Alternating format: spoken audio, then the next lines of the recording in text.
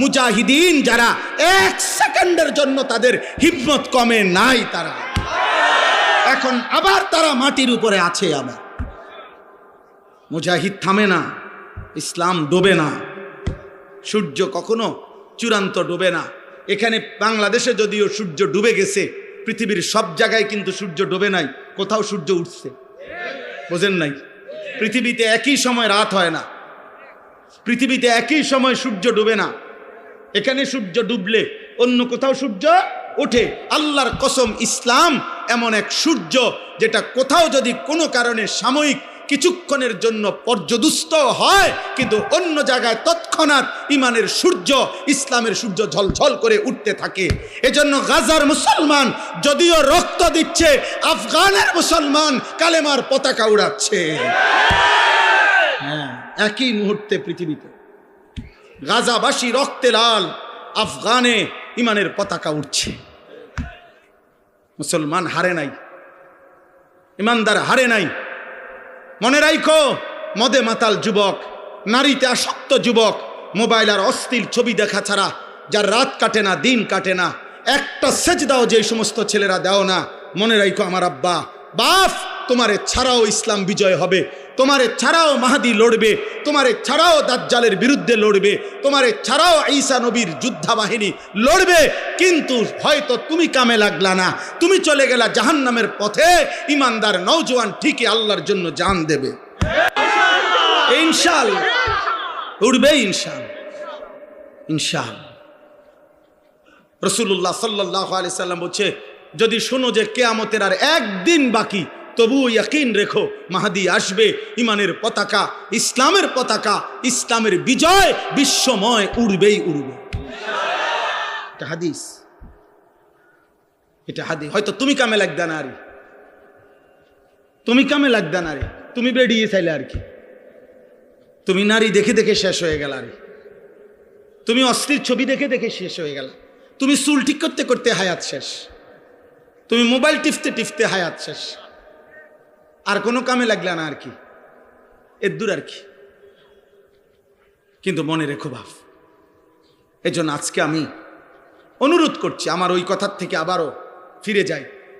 আমরা অভিভাবক যারা বলছিলাম, একজন পুরুষ, অতএব অভিভাবক হিসাবে আমার অধীনস্থ স্ত্রী, আমার ছেলে, আমার মেয়ে, আমার অধীনে যারা, তাদের ঈমান আমলের হেফাজত কার দায়িত্ব? অভিভাবকের। কার দায়িত্ব বলেন না কেন? অভিভাবক। অভিভাবক। 3 বছরের বাচ্চাটা সারাক্ষণ মোবাইল টিপে কেন? তার মা নাই? 12 বছরের ছেলেটা সারাক্ষণ মোবাইল টিপে কেন? কেন তার বাপ নাই? আপনি চিরানি খান, আপনি ঘাসনি কাটেন, কার জন্য আপনি রোজগার করেন? এত টাকা, এত ঘাম, এত পয়সা আপনি রোজগার করছেন ওর জন্য? কার জন্য বিল্ডিং করলেন? ও তো এক ওয়াক্ত নামাজ পড়ে না। এই দুশ্মন আমনের জন্য কি উপকারে আসবে? কথা বলে না। হ্যাঁ, ওই বাপ, আমনে যে আজকে 60 বছর হয়ে গেল, আমনে যে আজকে 30টা বছর ধরে এই বাজারে মাথার ঘাম পায়ে ফেলাইয়া একটা একটা টাকা রোজগার করেন, ব্যবসা করেন। আপনার স্ত্রীও বেপর্দা, আপনার ছেলেও নামাজ পড়ে না, আপনার মেয়েও পর্দা করে না। আপনি এনে বাজারে ঘাম ঝরে, আর তারা বইয়া বইয়া টেলিভিশনে ঘরে সোফাত বইয়া তারা নর্তকীর নাচ দেখে, নাটক দেখে, সিনেমা দেখে। আপনার ছেলে এলাকার আরো 2-4টা বখাটের লগে পুরা দমে মোবাইলে উলঙ্গ ছবি দেখছে, আর আমনের ঘাম বাইয়া বাইয়া পড়তেছে একটা একটা টাকার জন্য। এই দুশ্মন যারা, আল্লাহর দুশ্মন, নবীর দুশ্মন, ইমান ইসলামের দুশ্মন, যাদের ওযু নাই, সেজদা নাই, নামাজ নাই, দিন নাই, শরীয়ত নাই, এদের জন্য যে আপনি এত কষ্ট করলেন, এরা আপনার দুনিয়ার কি কাজে আসবে, আখিরাতের কি কাজে আসবে? বলেন অভিভাবক, বলেন। আর দরকার হলে আর আইতাম না কোনোদিন, আইজ গিয়ে কই যা, আর আইলাম না। নাইলে কইবেন আপনারা যে হুজুর এরম শক্ত হুজুর আর জীবনও আইনেন। একবারই আসা, আমি এক অস্থির মানুষ, যার জীবনের কোনো স্থিরতা নাই। আমি কখন কই থাকি, কি করি কিচ্ছু জানি না, নিজেও জানি না।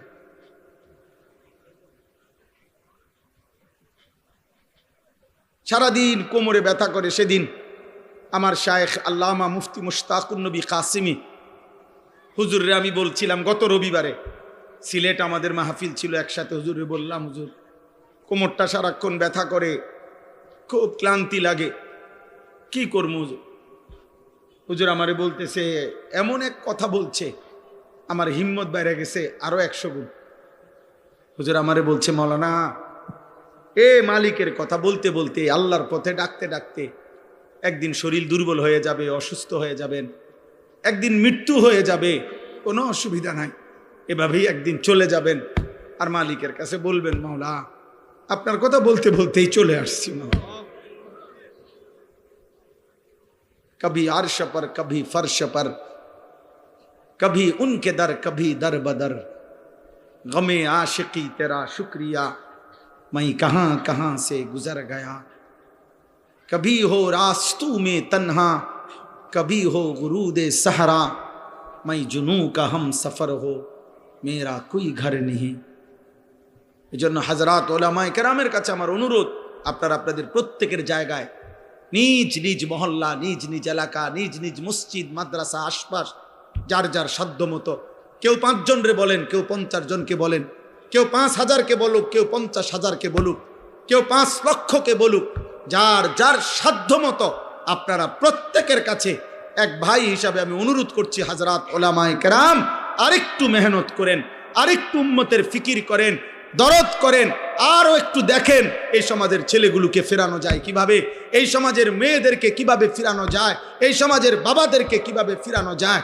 একটা একটা আল্লাহর বান্দাকে গুনার থেকে যদি বাঁচাইতে পারেন, জাহান্নাম থেকে বাঁচাইতে পারেন, তওবা করে যদি কাউকে আল্লাহর দিকে ফিরায় আনতে পারেন, খোদার কসম নবী বলছে, আল্লাহর কোনো বান্দা যদি গুনাহ ছেড়ে তওবা করে আল্লাহর কাছে ফিরে আসে, খুশিতে মহান আল্লাহ ফেরেশতাদেরকে বলে, আমার আসমান সাজিয়ে দে, আমার জান্নাত সব সাজায় দে। ফেরেশতারা বলে, মাওলা কেন আসমান সাজাইলেন, কেন জান্নাত সাজাইলেন? আল্লাহ বলে, আসলাহাল আবদু মাওলাহু, আজ এক গোলাম যে আমার থেকে ভাইগা গেছিল, যে আমারে অনেক দিন সেজদা দেয় নাই, যে আমার অনেক দিন ডাকে নাই, যে আমার অনেক দিন গোলামি করে নাই, আমার এমন একজন ভেগে যাওয়া বান্দা আজকে আমি মাওলার সাথে তার সম্পর্ক ঠিক করে ফেলছে, তওবা করে চোখের পানি ছেড়ে দিছে, আমি তারে মাফ করে দিছি, এই খুশিতে আমি আসমান সাজিয়ে দিলাম, জান্নাত সাজিয়ে দিলাম। এজন্য ফিকির চাই, ফিকির চাই। সবাই চিনতে হবে জরুরি না, সবাই চিনতে হবে জরুরি না, সবাই সবার কাছে পরিচিত হইতে হবে জরুরি না, এটা মূল বিষয় না। মূল বিষয় হলো আল্লাহর দ্বীনের জন্য মেহনত করা, কলিজা ভরা ব্যথা নেওয়া। ফালা আল্লাকা বাখিউন নাফসাক, আমি আপনাদের কাছে অনুরোধ করলাম, আপনি ওই পরিমাণ মেহনত করবেন যে পরিমাণ মেহনত করলে আরশে আজিমের মালিক বলবে, বান্দা আমার বান্দাদেরকে আমার দিকে ফিরাবার জন্য তুমি কি তোমার জান দিয়া ফেলবা, এই পরিমাণ বলবে। নবীকে আল্লাহ বলে নাই এ কথা যে বন্ধু আপনি কি মরে যাবেন, আরে আপনি কি জীবন দিয়ে ফেলবেন, এই পরিমাণ বলতে হবে। উম্মত গুনার সাগরে ঢেউ খেলতেছে, আপনারা বাচ্চা ছাড়া জানেন না, এক এক যুবক মোবাইলে রাত নাই দিন নাই, 3 দিনে 3 সপ্তাহ, 1 সপ্তাহ 2 সপ্তাহ। আপনাদের কেউ যদি আজকে 30 বছর এখনকার বয়স যাদের 60, এই বাচ্চা ছাড়া আপনারাও যদি এমন কেউ থাকে যে গত 40 বছরে হয়তো উনি সবসময় টেলিভিশন দেখছে, এই 40 বছরে আপনি টেলিভিশনে যত নাটক সিনেমা না দেখছেন, ওই 4 দিনে তার চাইতে বেশি মহিলার ছবি দেখতে লাগছে। হিসাব বোঝেন নাই? আমি ওইটা সমর্থন করছি না, 40 বছরের গুনাহ, মানে বুঝাইতে চাইলাম গুনার মাত্রা এখন এত বেশি পরিমাণে বাড়ছে যে ছেলেরা, মেয়েরা, পুরুষেরা, সন্তানরা গুনার সাগরে হাবুডুবু খাচ্ছে, হাবু। কোনো বাবা ভাইবেন না যে ফুলাইন অনেক একটু দুষ্টামি করে, না না, ফুলাইন জেনা করে, জেনা, দুষ্টামি করে না। আপনি এটা কইেন না যে বাচ্চা মানুষ একটু দুষ্টমি, না, দুষ্টামি করে না, ব্যভিচার করে, জিনা করে। 12 বছরের, 14 বছরের, 13 বছরের ছেলের দাপটে ঢাকা শহরে অসংখ্য কিশোর বাচ্চা 12-14 বছরের ছেলে সরাসরি কিশোর গ্যাং সাফাতি দিয়া কোবায় মানুষ, বয়স 14। তার আতঙ্কে পুরা মহল্লা কাঁপে। কিশোর গ্যাং, কিশোর মানেই তো লোক 15-র নিচে। 15 বছর হইলে, বালেগ হইলে আর কিশোর থাকে না, যুবক হয়। আল্লাহ আমাদেরকে হেফাজত করেন। শেষ আমার কথা। 3 নম্বরেও আরেকটা কথা ছিল। একজন পুরুষ হিসাবে আমার তৃতীয় পরিচয় হলো আমি একজন উপার্জনকারী। কি? পুরুষ মাত্রই কিছু না কিছু রোজগার করে কি না? এই রোজগার, এই উপার্জন আমার দায়িত্ব। উপার্জন করা পুরুষের দায়িত্ব কিনা? এই ক্ষেত্রে আমার দায়িত্ব হলো এই লক্ষ্য রাখা 2টা জিনিস। 1 কাসবে হালাল, 2 আকলে হালাল। আমাকে শতভাগ খেয়াল রাখতে হবে আমি যা রোজগার করতেছি তা হালাল কিনা, আমি যা খাইতেছি তা হালাল কি। খালাস, পুরা আপনার জীবন সুন্দর হবে। এই 3 কথা মনে রাখ। আমি একজন ব্যক্তি, অতএব আমার নিজের ঈমান আমল হেফাজত করা আমার জরুরি। 2 আমি একজন অভিভাবক, অতএব আমার অধীনস্থদের ঈমান আমল আখিরাতের হেফাজত করা আমার জন্য জরুরি। 3 আমি একজন উপার্জনকারী, চাকরি, ব্যবসা, ক্ষেত, খামার, দেশ বিদেশ যেমনে হোক আমি কিছু না কিছু কি করি? রোজগার করি। অতএব আমাকে লক্ষ্য রাখতে হবে আমার উপার্জন যেন হালাল হয়, খাবার যেন কি হয়? হালাল। ইনশাআল্লাহ আপনি দেখবেন এই 3 জিনিস ঠিক নজর রাখলে আপনার আগামী গন্তব্য জান্নাত। আল্লাহ তৌফিক দান করেন, আল্লাহ কবুল করেন, আল্লাহ হিম্মত দান করেন। মুআজ্জাজ হাজিরিন, আমি শুধু আয়াতের তরজমা বলছি। হুয়াল্লাযী খালাকাকুম মিন তুরাবিন সুম্মা মিন নুতফাতিন সুম্মা মিন আলাকাতিন। আল্লাহ তাআলা বলে, বান্দা আমি আল্লাহ যিনি তোমাদেরকে সৃষ্টি করেছি মাটি থেকে, অতঃপর বীর্য থেকে, অতঃপর জমাট রক্ত থেকে। আমি আল্লাহই ধীরে ধীরে 7টা ধাপে আমি আল্লাহ তোমাদেরকে মায়ের পেট থেকে, পৃথিবী থেকে বের করেছি। সুম্মা ইউখরিজুকুম তিফলান, যেদিন আমি মায়ের পেট থেকে বের করলাম সেদিন আমি তোমাদেরকে শিশু হিসাবে বের করেছি।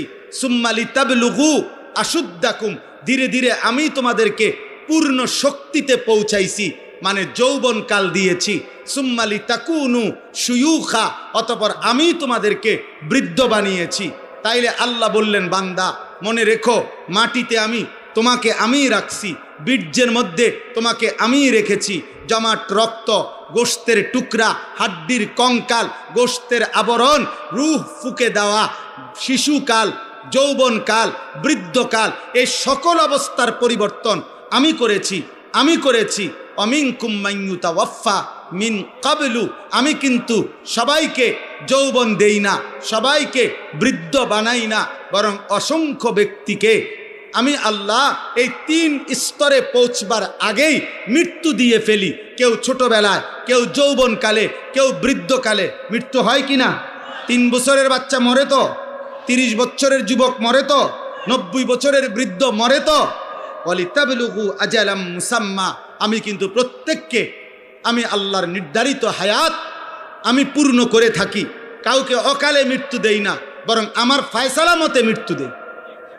ওয়ালা আল্লাকুম তাকিলুন, আল্লাহ বলেন এই যে বিচিত্র অবস্থা, একবার মাটি, একবার বীর্য, একবার জমাট রক্ত, একবার গোশতের টুকরা, একবার হাড্ডির কঙ্কাল, একবার গোশতের আবরণ, আরেকবার রূহ ফুঁকে দিলাম, আরেকবার শিশু বানাইলাম, আবার যুবক বানাইলাম, আবার বৃদ্ধ বানাইলাম, আবার অনেককে বৃদ্ধ পর্যন্ত নিলাম, অনেককে তার আগেই মৃত্যু দিয়ে দিলাম। এই সবটা আমি আল্লাহ কেন করছি? এমন রকমের ওয়ালা আল্লাকুম তাকিলুন, যেন তোমরা বুঝতে পারো। কি বুঝতে পারো? যেন তুমি বুঝতে পারো আমার এই শরীর, আমার এই দেহ, আমার এই জীবনের উপরে আসলে আমার কোনো নিয়ন্ত্রণ নাই, আমার কোনো ক্ষমতা নাই। শিশু আমি কেন হলাম? আল্লাহ চেয়েছে। যৌবন আমার কেন পেলাম? আল্লাহ চেয়েছেন বলে। বৃদ্ধ আমি কেন হলাম? আল্লাহ চেয়েছেন বলে। আমি কেন হাসলাম? আল্লাহ হাসায় বলে। আমি কেন কাঁদি? আল্লাহ কাঁদায় বলে। আমি কেন সুখে আছি? আল্লাহ সুখে রাখছে বলে। আমি কেন দুঃখে আছি? আল্লাহ দুঃখে রাখছে বলে। আমি কেন সুস্থ আছি? আল্লাহ সুস্থ রাখছে বলে। আমি কেন অসুস্থ হলাম? আল্লাহ অসুস্থ করছেন বলে। আল্লাহ আল্লাহ বলে বান্দা অতএব তোমার যেহেতু কোনো অধিকার নাই, বরং আমার হাতে সব, আমার হাতে সব, আমার হাতে সব, অতএব তোমার আকল আর বুদ্ধি বিবেক দিয়ে তুমি ভাববা। ইনসাফের দাবি, বিবেকের দাবি, আকলের দাবি এটা যে আমি আল্লাহরই গোলামি করা, আমার ইবাদত করা, আমার হুকুমই মানতে থাকা, এটাই সত্য। না তুমি তো তোমার কোনো কিছুর অধিকার নাই। আমি মন মতো বুড়ো হয়ে যেতে পারমু, কথা বলেন না কেন? আমি মন মতো হায়াত টিকতে পারমু? তাহলে আমাদের নিজস্ব কিছু করার ক্ষমতা আছে? অতএব কার গোলামি করা উচিত? কার হুকুম মানা উচিত? এই কথাটাই আল্লাহ বলছে। অতএব আমরা প্রত্যেকেই নিজের যৌবনকে কদর করব, নিজের ঈমান আমলকে হেফাজত করব, আখলাককে হেফাজত করব। আজকের এই তিতাস উপজেলা ওলামা পরিষদের এই বর্ণাঢ্য আয়োজন আল্লাহ বরকত দান করেন, আল্লাহ তাআলা কবুল করেন। আল্লাহ তাআলা এই নওজোয়ান সহ ওলামায়ে কেরাম সকলকে ঈমান আমলের হিম্মত দান করেন। আমিন।